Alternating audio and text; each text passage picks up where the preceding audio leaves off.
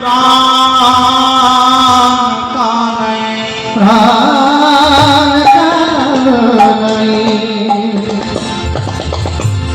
থেকে যখন ননিয়া আনি মাখন আনি নারকেলের নাড়ু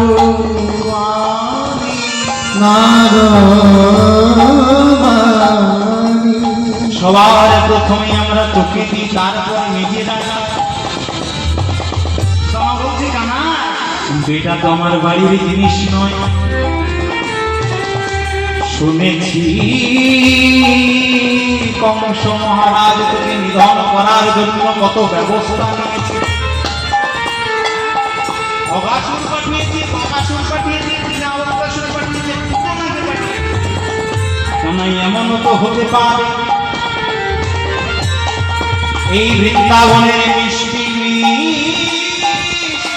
ফলের মধ্যে যদি কংস মহারাজ বিষ মাখিয়ে রাখে, আর সেই বিষ মাখানো ফল খেয়ে যদি তোর কিছু করে যায়,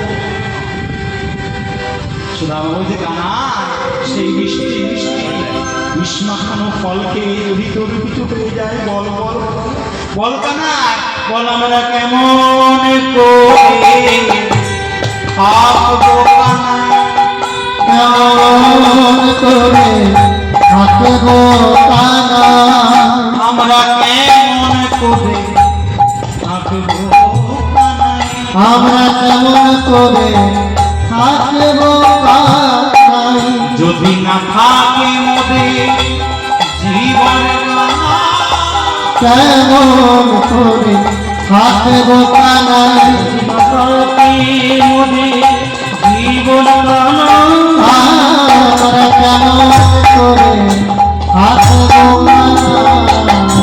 মাগো সুদামা বলছে কানাই তুই না থাকিস আমরা কেমন করে থাকবো? মা আমরা আমাদেরও একটা কথা মনে রাখা উচিত, এই পৃথিবীতে এই ধরাধামে যতদিন বাঁচবো ততদিন যেন কৃষ্ণমুখী হয়ে বাঁচতে পারি,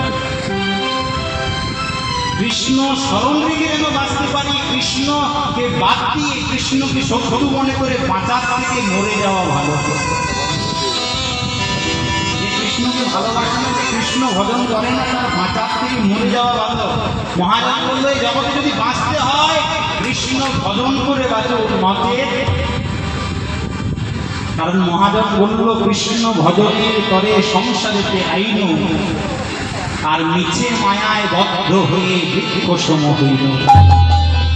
এই জগতে যখন এসেছিলাম কৃষ্ণ ভজনের জন্য এসেছিলাম, কিন্তু কৃষ্ণ ভজনে কেউ করলাম না। কৃষ্ণকে বাদ রেখে টাকা পয়সা চারিবাড়ি জমি জায়গা অনেক কিছু করেছে, কৃষ্ণকে বাদ দিয়ে সুদামা জায়গা না এই বিষ মাখানো ফল খেয়ে যদি তোর কিছু হয়ে যায়, তাই আগে একটু ফলটা খেয়ে দেখলাম ফলটা ভালো আছে, এবার তুই খা। লক্ষ্য রাখবে যেই না সুদামা ফলটা কৃষ্ণকে দিল, ভগবান কৃষ্ণ ভক্তের এঁটোটা মুখে দিয়েছে,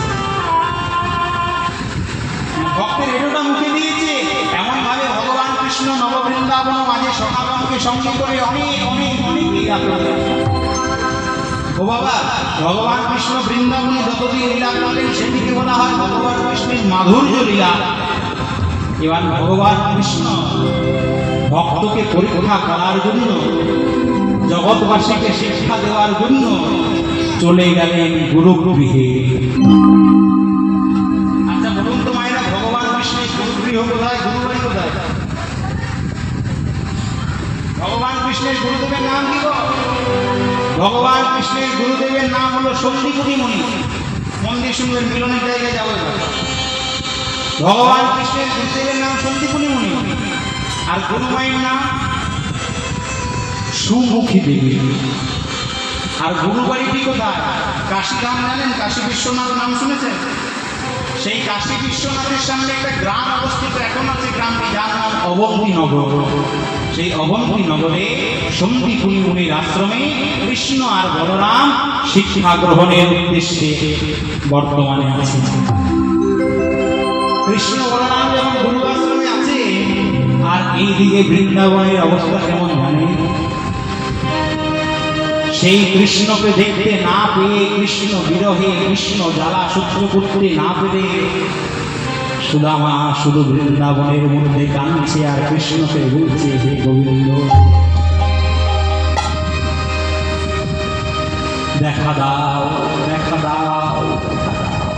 সুদামা কাঁদছে আর বলছে, হে নারায়ণ,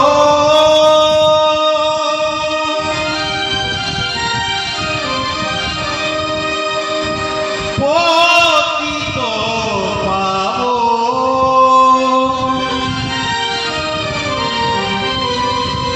করুণা কর মোরে, করুণা কর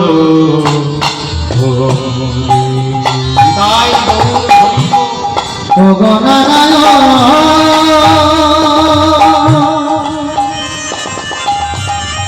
পতিত পাবন, করুণা কর মোরে,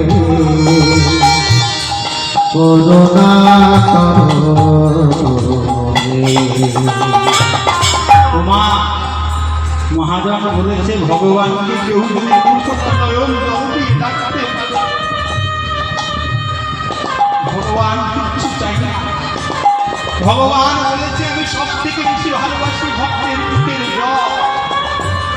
কোন ভক্ত যদি আমার চরণ তলায় বসে দুটি হাত তুলে বলে, যা করো গোবিন্দ তুমি, আমি সেই ভক্তের দিকে যাই। তাই সুদামা ভগবানকে দেখা পাওয়ার জন্য, কৃষ্ণকে দেখা পাওয়ার জন্য চিৎকার করে বলল, মধুসূদন দেখা দাও, দেখা দাও। কিন্তু হ্যাঁ গো, ভগবানকে এত সহজে পাওয়া যায় বাবা? ভগবানকে পাওয়ার জন্য না কত মুনি ঋষিরা ধ্যান করে, তপস্যা করে, জাগ্রত করে, ভগবানকে পায় না। ভগবান আছে কোথায়? কেউ যদি বলে কৃষ্ণ কোথায়, কি উত্তর দেবে? কৃষ্ণ কোথায়? উত্তর, কৃষ্ণ কোথায়?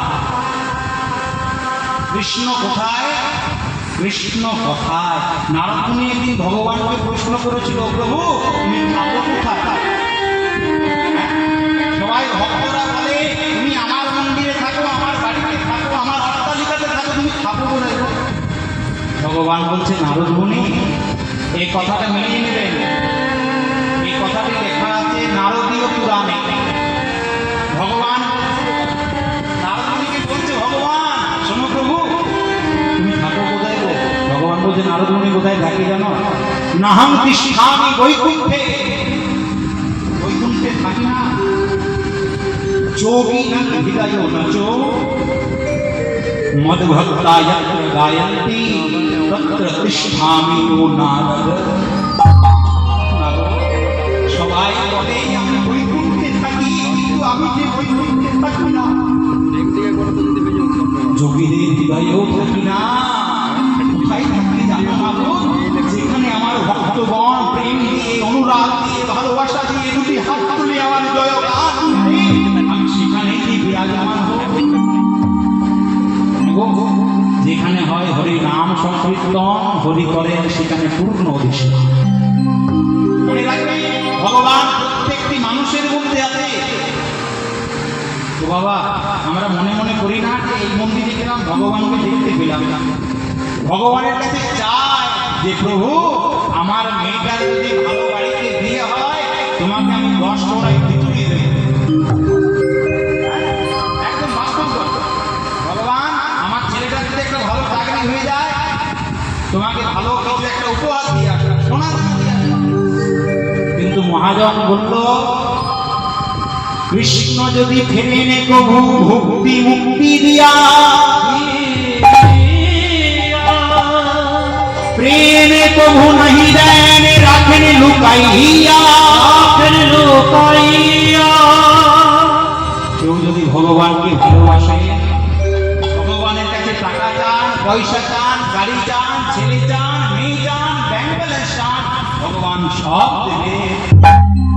কিন্তু কেউ যদি বলো যে প্রভু একটু প্রেম দাও, ভগবান সেটা দেয় না।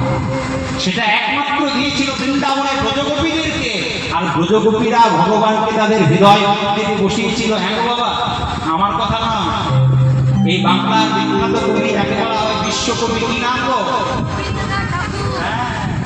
সেই রবীন্দ্রনাথ ঠাকুর বলে যে শোনো শোনো মানব জাতি, ভগবান মন্দিরে মসজিদে গির্জায় থাকে না, ভগবান কোথায় থাকতে জানো? আমার হিয়ার মাঝে লুকিয়েছিলে, দেখতে আমি পাইনি তোমায়, দেখতে আমি